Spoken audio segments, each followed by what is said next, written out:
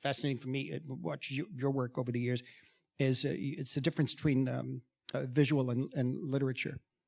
You went for the visual for the opening. The idea of the image, the reflection, you see, rather than a dialogue scene. Oh yeah, if you as compare good as the dialogue scene is. Look, you compare me with literate and cinema. I am illiterate.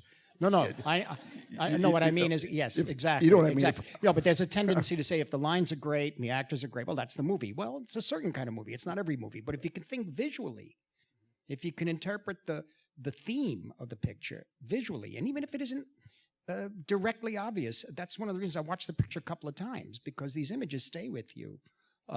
Before these guys get out of the car and all that stuff, this guy's painting and doing, what is that? Well, the image that comes to mind that I'll never forget is out of Raging Bull with the rope and the blood, just that macro close up of the just blood dripping from the rope. Yeah. He didn't have that said everything. Sometimes I came up with a shot on the day because I saw all these not paparazzi, but they were in those days paparazzi before the name was known here, and they were taking all the pictures of Abel and Donovan and his wife and Alan Alda playing Waters, and I watched them popping their flashbulbs out to relight their flashbulbs, and they were hitting the ground. And I remember as a kid, seeing flashbulbs all over the ground. So I threw the camera on the ground, it's great, and just got one shot of their feet walking over the flashbulbs.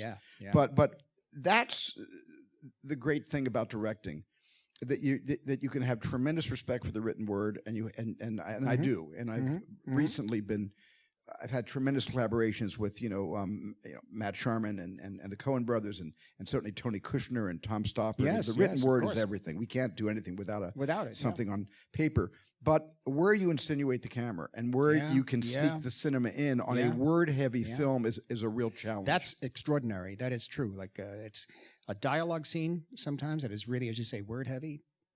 It's the old story. It's only one position for the camera, but where the hell is it?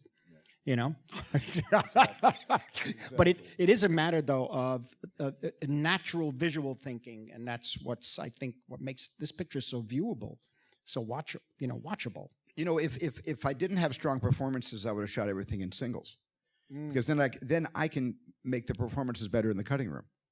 But when you've got great actors, I don't need the close-ups, because everybody here can be the film editor. You can just sit here and watch the movie and decide who to look at. So